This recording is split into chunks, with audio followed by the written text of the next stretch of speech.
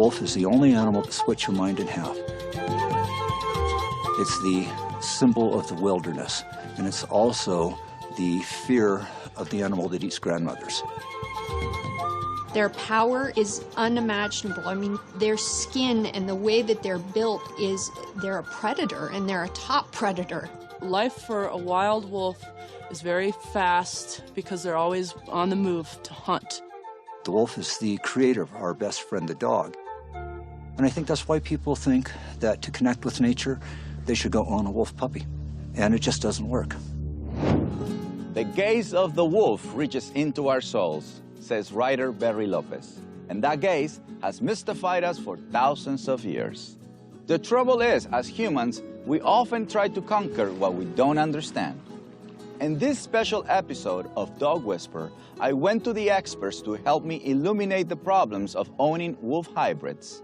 When we try to tame Mother Nature, she often turns against us. I just think the wolf is the most beautiful animal on the planet. So when I found out I could buy a wolf from a breeder, I went for it.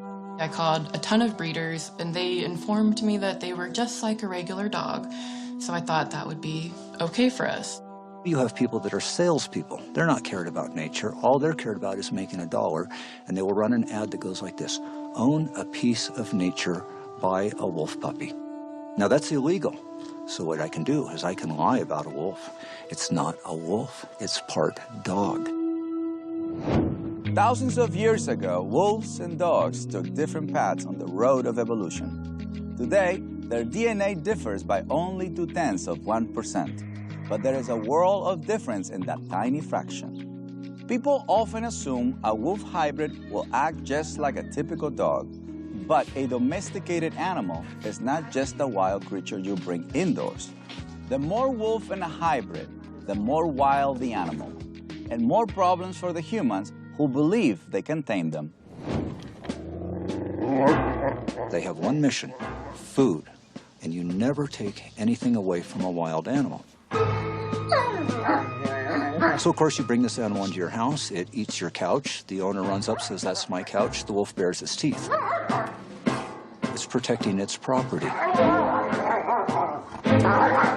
If somebody comes walking with a dog out of nowhere on their property, the wolves can key into that, and they can easily see that dog as prey. They can end up with the neighbor's animals being killed, and the neighbor's children being injured, themselves being injured. Of course, the owner goes, "It's turning on me." They take it to the shelter and they destroy it, simply because the animal's protecting its food. Today, you've got more wolves in cages than live in the wild. Most wolves in cages die within 2 to 3 years because humans are so irresponsible. They see this beautiful animal, and they think they can own it. But in reality, that animal owns them. And so to mix a wolf with a dog, it doesn't help the wolf, it doesn't help the dog. It ends up in a very confused animal. Today, estimates put the number of wolf hybrids in the United States at somewhere between 300,000 to 2.5 million. In this special hour, you're going to meet 3 wolf hybrids and their owners and learn firsthand why mixing domestic and wild is like playing with fire.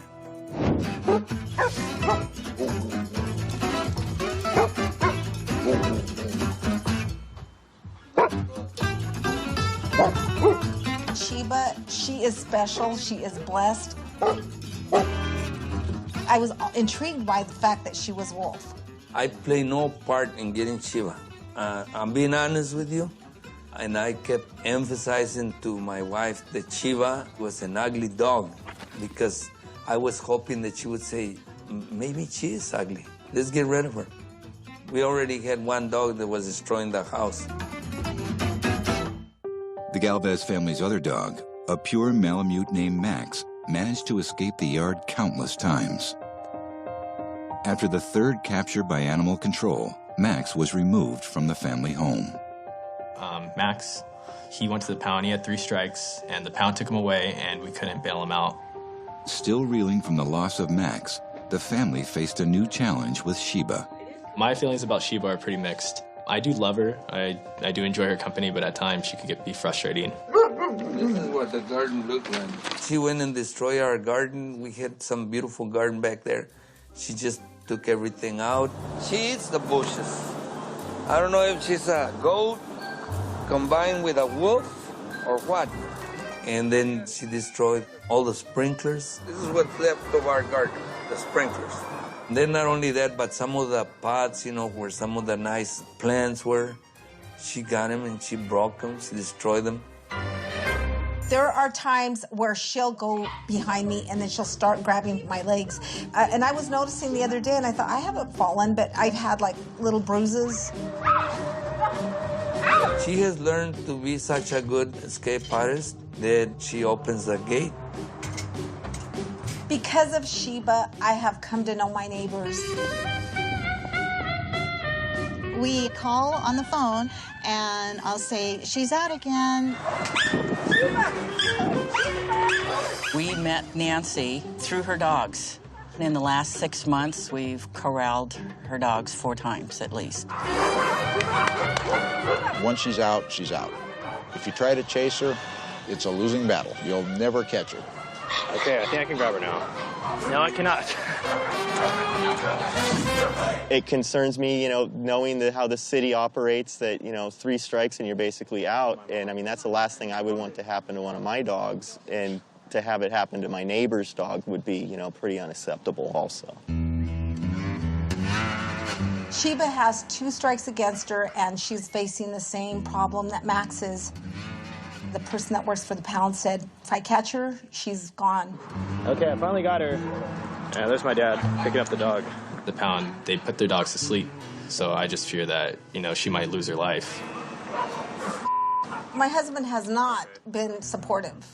It wasn't so much that I didn't love the dog, it's just that the dog has control of our lives. One of the things that it does say in Proverbs 12:10 is it says that a good man takes care of his animal. And so I love my animals, and I do not believe in giving up on my animals. I have spent my life studying dogs, but I never worked directly with wild wolves.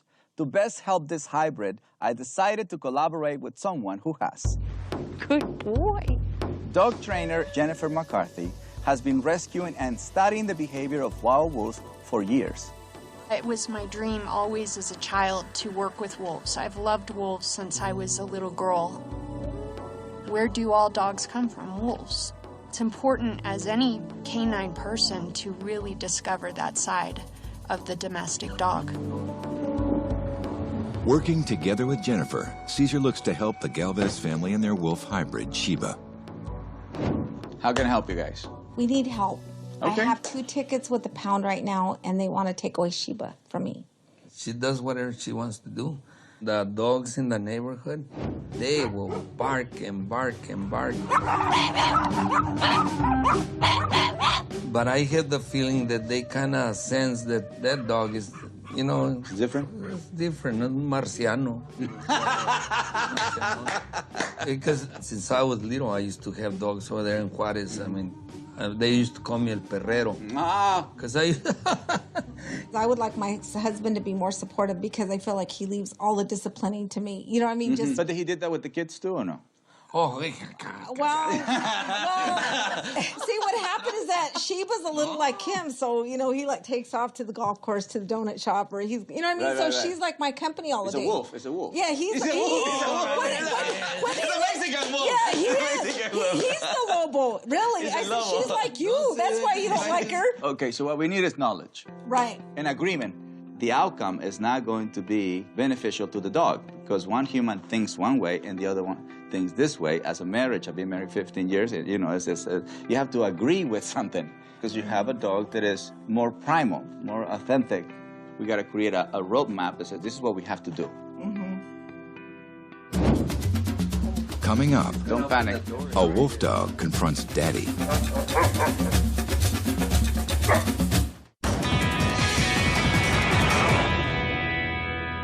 In recent years, more and more people have been adopting wolf-dog hybrids, often with disastrous consequences. Today, I brought along Jennifer McCarthy. She's a dog trainer whose love affair with wolves has earned her the nickname Wolf Woman. She's going to help me evaluate the case. There you go. So how much of a wolf is she? Noticing the back of this animal, her tail is definitely wolfish. The fur, for sure. Some of the characteristics that wouldn't be so different is the paws aren't, you know, as big, but she's also very young. She's only a year old. So this animal is going to be a lot bigger once she fully matures. Like taller or wider? Both. Much stronger, much taller. So she's definitely a wolf. She's got wolf in her. When you're dealing with a hybrid, it's worst case scenario because you've got the wild instincts of the wolf and then you've got the domestic instincts. Okay. Anybody who owns a hybrid should treat them more like a wolf, Okay. not like a dog. Their behavior is unpredictable in their body language, so you really should look at the animal first and foremost from the wild instincts. Mm-hmm.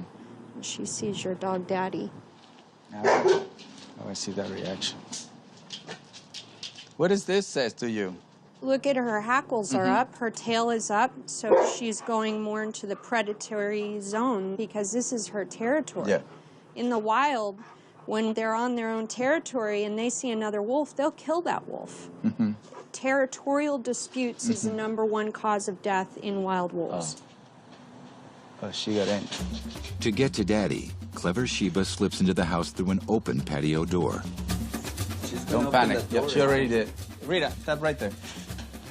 Stop right. Just move over here. She opens it. No, está abierta.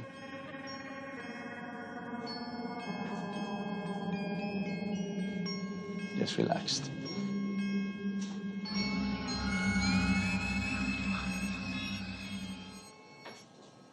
When Daddy came in, he just summarized the whole entire thing to me the way that I know best.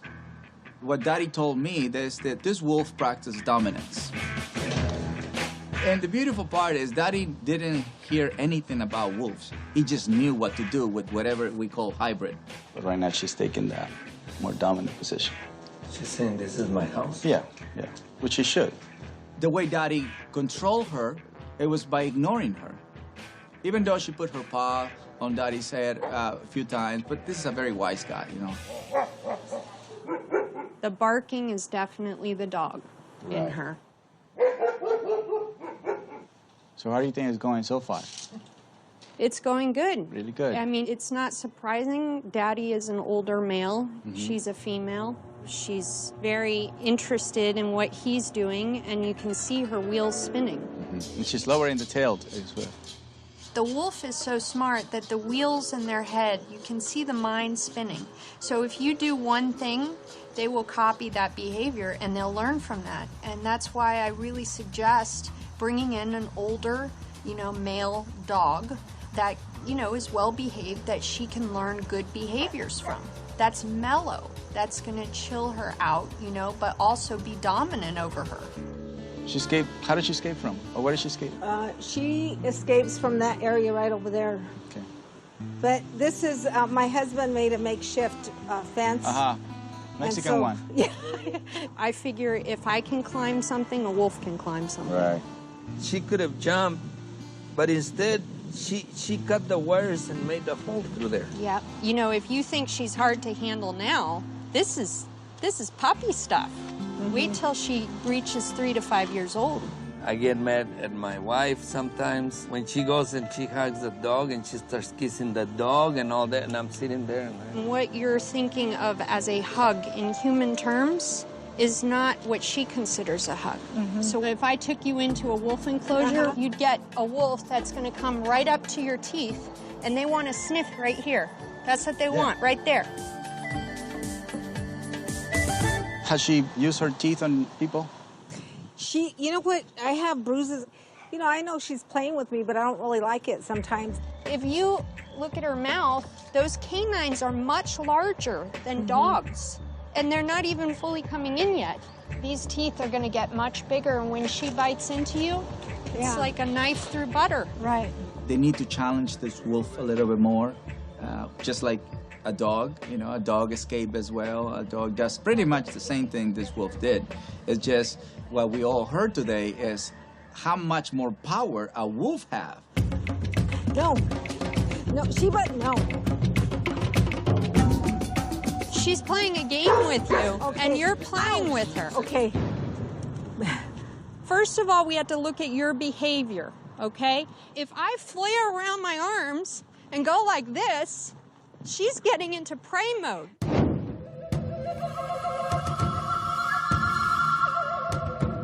You're moving around, you're going like this. Well, what does this look like?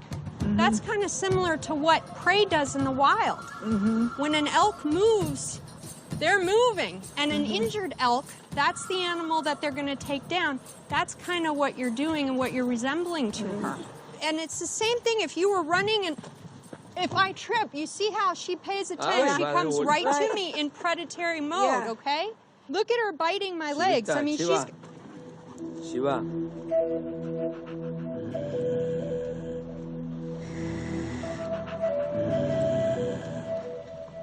There you go. Now, you see how I growled at her and I looked directly into her eyes, okay? Wolves, when they look at each other, they can stop something instantaneous by just a look. Okay. Okay? So start running around right here. Come on, Shiva. Okay. Stop. Stop. Grab the collar. Wait. Okay. Ignore her. We're catching this at a good stage.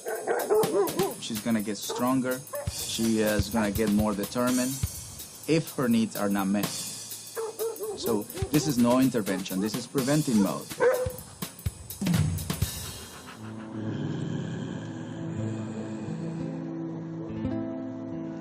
Come on over here for a second. Body over her. Look directly in her eyes. Keep your face away from her head. There. Good. You see how she's getting calm right now? Okay, let go and ignore her.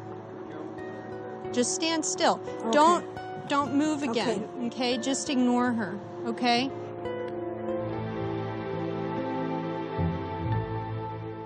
So she's definitely going to need shade. Jennifer shares her recommended dimensions for a humane backyard wolf enclosure. At least 1,600 square feet of ground space and fencing at least 8 feet high. Then you're going to pour concrete all around the fencing in the ground because she'll dig right under that fence. They're escape artists. I mean, they're Houdinis. If you think about wolves in the wild, they'll travel, you know, over 43 miles is the estimate in 24 hours. So what is natural to her is to go out on her merry way and go hunting and travel and do all the things a wolf or a wolf hybrid would do. You gotta tap into the wild spirit in her. Proper containment is number one, but, you know, I don't want people to go out there and put their wolf hybrid in a containment and never take it out. That's not the solution either. The most important aspect of bonding with this animal is not by hugging her, giving her love. It's by going out there and taking her out into nature. I think the most important part I got out of today was just learning how to be in control of her and understanding her. Miss Nancy is in a situation where she has no choice. She has to contain the hybrid wolf. We just have to make sure everybody in this household participate as well. The thing I'm most appreciative is that my husband now is going to be a participant with me. Let me try. Because it is a family situation. And I apologize to her that I said the dog was ugly. Let's see how you dance with this wolf. We were blessed that we had two very special people here today, Caesar and Jennifer. Oh, can you come back? They made a difference in her life, and so I am very grateful. I just learned that.